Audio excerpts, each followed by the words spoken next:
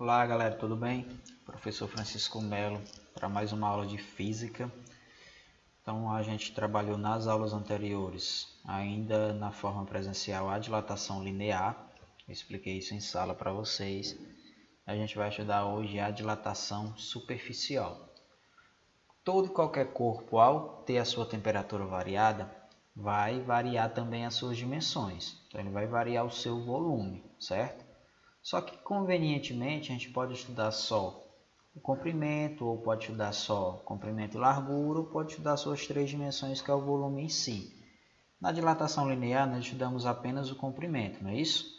Já na dilatação superficial nós vamos utilizar duas dimensões, então nós vamos estudar a variação das duas dimensões, ou seja, vamos estudar a variação da sua área, ok?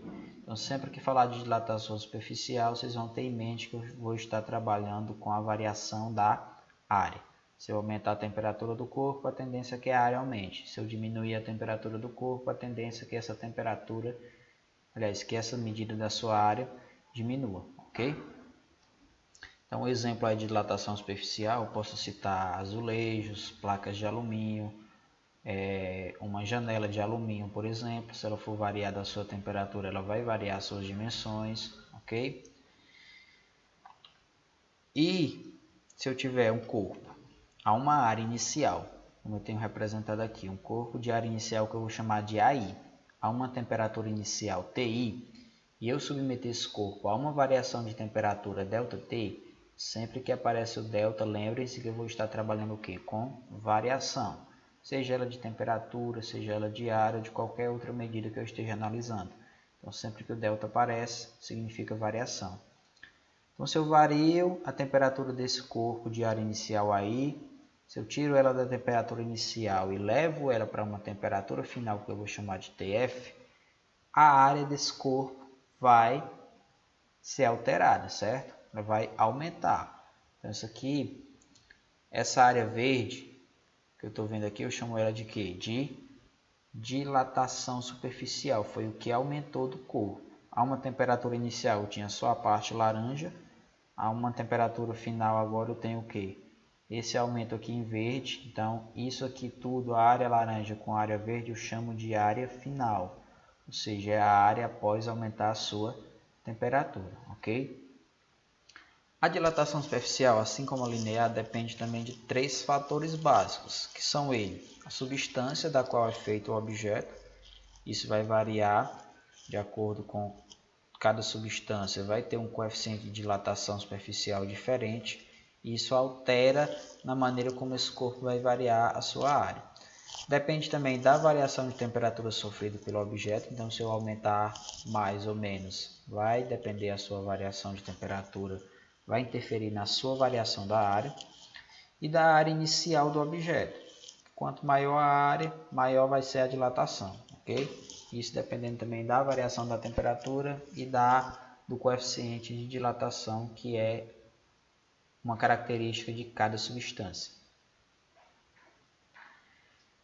Para calcular essa dilatação, nós temos a equação da dilatação superficial. Então, revendo aqui o desenho que a gente mostrou anteriormente, um corpo de área inicial a uma temperatura inicial sofre uma variação de temperatura ΔT, e esse corpo vai atingir uma área final, e vai ter o que nós chamamos de variação da área, que é o que aumentou em relação à medida anterior, certo? Como é que funciona essa equação? É bem parecida com a equação da dilatação linear que a gente já estudou, certo? Então, tenho aqui, deixa eu só alterar aqui. Então, se eu tenho aqui, ó, a dilatação da área vai ser igual à área inicial do objeto vezes o beta, que esse beta é quem? O coeficiente de dilatação superficial, vezes a variação de temperatura. Então, a única coisa diferente que eu tenho em relação à dilatação linear é essa letrazinha aqui, ó, que lá nós utilizávamos o alfa para representar o coeficiente de dilatação linear, e aqui nós utilizamos o beta. Então, aqui tem a descrição de cada coisa dessa, cada letra dessa. O ΔA é igual à área final menos a área inicial, ou seja, a variação de área, que também pode ser chamada de dilatação superficial. Nós temos o AI, que é a área inicial, esse I representa inicial, o AF representa a área final, ok? Já o ΔT, assim como na dilatação linear, a mesma coisa, é TF menos TI, ou seja, a variação da temperatura, é a temperatura final menos a temperatura inicial. E o beta é o coeficiente de dilatação superficial, que vai equivaler a 2 vezes o coeficiente de dilatação linear. Então, o que eu tenho expresso aqui, ó. Fiquem atentos que a questão muitas vezes pode me fornecer o coeficiente linear e me pedir a variação da dilatação superficial. Então, eu vou ter que ficar atento, lembrar que o beta vai ser igual a 2 vezes o alfa, ou seja, o coeficiente de dilatação superficial é o dobro do coeficiente de dilatação linear, ok? Aí nós temos aqui uma perguntinha para vocês refletirem em relação ao vazio. O vazio se dilata? O espaço vazio ele vai sofrer dilatação? Para a gente entender do que se trata isso, vamos supor que nós tenhamos uma chapa de metal com um orifício. O orifício é a mesma coisa que um furo, conforme a ilustração abaixo. Então, suponha que eu tenho aqui uma chapa de ferro. Isso aqui é uma chapa de ferro que tem um buraco bem no centro dela. Se eu aquecer essa placa, o que vai acontecer com esse buraco? Ele vai aumentar de tamanho, ele vai permanecer igual ou ele vai diminuir de tamanho? Lembrando que se eu aumentar a temperatura, a chapa em si vai aumentar o tamanho. Eu quero saber o que vai acontecer com esse buraco, com esse espaço vazio. Ele vai aumentar, diminuir ou vai permanecer igual? Pensem aí um pouquinho. Pensaram? Podem até pausar o vídeo, pensar para depois ver a resposta, viu? Então, o que acontece com esse buraco? O espaço vazio, pessoal, vai se comportar da mesma maneira que o material do qual é formado o seu entorno. Então, se eu tenho aqui uma chapa de metal com um buraco no meio e eu aquecer ela, esse buraco vai aumentar de tamanho, ok? Então, ele vai se comportar da mesma maneira do material do seu entorno. Então, o que acontece? Onde é que eu posso aplicar isso? Por exemplo, se eu tiver um parafuso e a sua porca estiver muito apertada e eu não estiver conseguindo tirar, o que eu posso fazer para deixar essa porca mais folgada e retirar esse parafuso? Eu posso simplesmente usar essa técnica aqui, ó, usar essa característica da dilatação. Se o vazio vai aumentar, vai se dilatar da mesma maneira, então eu posso simplesmente aquecer a porca. Se eu aquecer a porca, ela vai aumentar de tamanho e vai ficar mais folgada. Porém, se eu aquecer os dois, a porca junto com o parafuso, então os dois vão aumentar de tamanho e vai permanecer da mesma maneira, ok? Então, se aparecer alguma questão falando aí de espaço vazio em um objeto, querendo saber como ele se comporta a sua dilatação, ele vai se comportar da mesma maneira do material do seu entorno, certo? Então tá aí, ó, o orifício se comporta como se fosse feito do mesmo material da chapa. Vamos ver alguns exemplos para a gente colocar em prática o que a gente viu até agora. Então, nesse exemplo aí, o que está dizendo? Uma placa retangular de alumínio tem 10 centímetros de largura e 40 centímetros de comprimento, a temperatura de 20 graus Celsius. Essa placa é colocada num ambiente cuja temperatura é de 50 graus Celsius. Sabendo-se que beta do alumínio é igual a 46 vezes 10 elevado a menos 6, calcular. Letra A, ele quer calcular a dilatação superficial da placa. Vamos primeiro aos dados que nós temos na questão. O que eu tenho aqui? As dimensões da placa. Está me dizendo que ela tem 10 centímetros de largura por 40 centímetros de comprimento. Eu não tenho a área aí, eu tenho apenas as dimensões. Então, eu vou ter que primeiro calcular a área. Se ela é retangular, a sua área é simplesmente o produto entre a largura, que é 10, e o comprimento, que é 40. Então, a área inicial, nós vamos ter o quê? 10 vezes 40, que é igual a 400 centímetros quadrados. Lembre-se, se eu estou trabalhando com dilatação superficial, eu vou ter sempre que ter isso aqui, ó, a área. Então, a sua unidade de medida vai ser centímetro quadrado ou metro quadrado. Vai depender da unidade de medida que ele me der em relação aos lados, ok? Então, além de saber aplicar a dilatação superficial, pessoal, agora vocês vão ter que lembrar também das formulazinhas do cálculo de área de figuras planas. Então, nesse caso aqui é o retângulo, é só multiplicar os dois lados, 10 vezes 40 dá igual a 400. O que eu tenho mais? Eu falei lá no início que a variação da temperatura é igual à temperatura final menos a temperatura inicial. A temperatura inicial que eu tenho é 20 graus Celsius. Já a temperatura final é 50 graus Celsius. Então, a variação de temperatura vai ser 50 menos 20, que vai dar igual a 30 graus Celsius. Então, já tenho a variação de temperatura que é 30, ok? O que eu tenho mais de dados aí? O beta do alumínio, o coeficiente de dilatação superficial do alumínio que a questão me forneceu, que nesse caso é 46 vezes 10 elevado a menos 6 graus Celsius a menos 1. Pegando todos esses dados que eu tenho e aplicando eles na equação da dilatação superficial, que é ΔA igual a área inicial vezes o coeficiente de dilatação superficial vezes a variação de temperatura, a minha equação vai ficar assim, ó. Quem é a área inicial? 400. O beta, 46 vezes 10 elevado a menos 6. E a variação de temperatura é 30 graus Celsius. Como é que eu vou resolver isso aqui? Eu vou ter que multiplicar o 400 vezes o 46 vezes o 30. Efetuando essa multiplicação, 400 vezes o 46 vezes o 30, eu vou obter 552 mil. Então, esse 10 a menos 6 aqui, que é a potência de 10, é a notação científica, vai apenas ser repetido. Então, a multiplicação dos 3 dá 552 mil. Então, eu vou ficar com 552 mil vezes 10 elevado a menos 6. O que eu vou ter que fazer agora? Eliminar essa potência de 10. Como é que eu faço isso?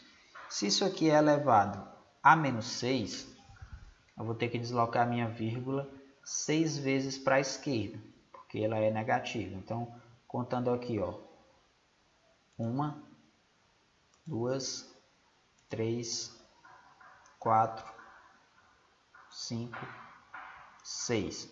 Se o 6 veio daqui, ó, antes do primeiro número, qual vai ser o meu resultado? Vai ficar 0,552. E a unidade de medida é centímetro quadrado, porque eu estou trabalhando com a área. Então, a dilatação superficial dessa placa foi de 0,552 centímetros quadrados. Ok? Então, letra A, dilatação superficial da placa, 0,552. A letra B está querendo saber a área da placa nesse ambiente. Ou seja, ele quer saber nada mais, nada menos do que a área final. Se eu estou querendo saber a área da placa no ambiente e o ambiente está a 50 graus Celsius, eu estou querendo saber quem é a sua área final. A área final é nada mais, nada menos do que a soma do que eu já tinha, que é a área inicial, com o que aumentou, que é a variação da área. Então, substituindo, quem era que eu tinha a área inicial? 400 centímetros e o valor que eu encontrei da dilatação 0,552. Então vai ficar 400 mais 0,552, só somar que vai dar 400,552. Então a área da placa, quando eu coloco ela a uma temperatura de 50 graus Celsius, é 400,552 centímetros quadrados. Beleza? O exemplo 1.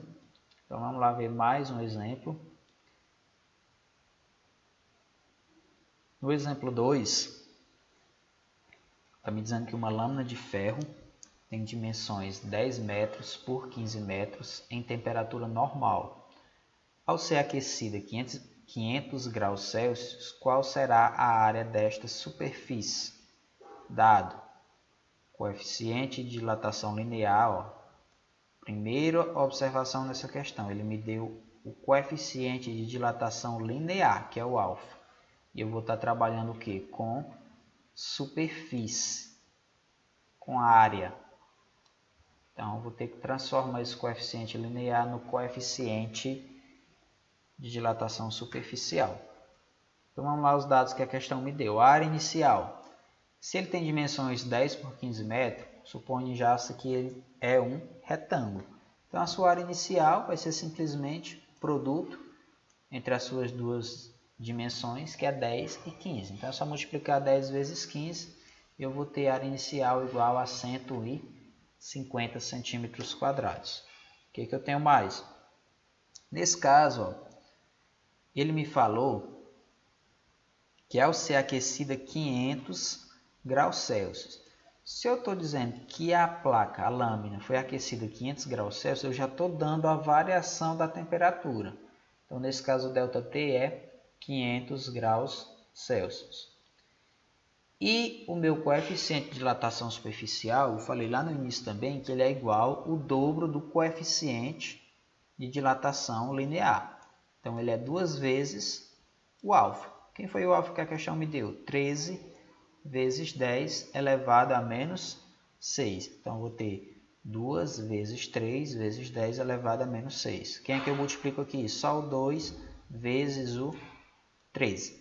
Então, multiplicando 2 vezes 13 dá 26. Então, o meu coeficiente de dilatação superficial, nesse caso, é 26 vezes 10 elevado a menos 6.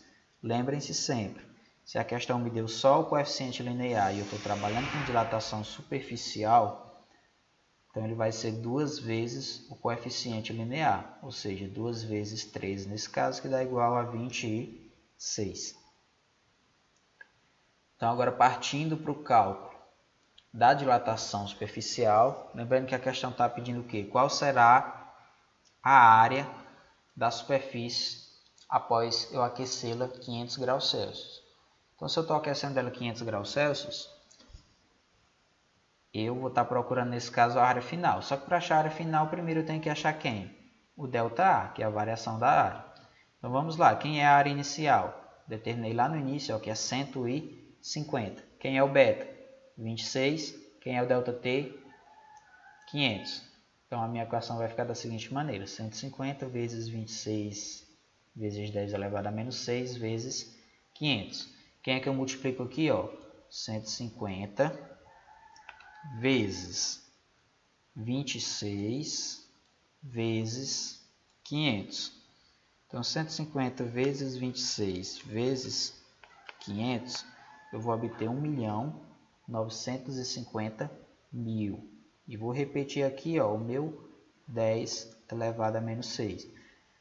Então, mais uma vez, eu vou ter que eliminar essa potência de 10, certo? Se é negativo o expoente, a minha vírgula anda para a esquerda. Então, vai andar 1, 2, 3, 4, 5, 6 vezes. Se veio só até aqui, ó, eu vou ter o quê?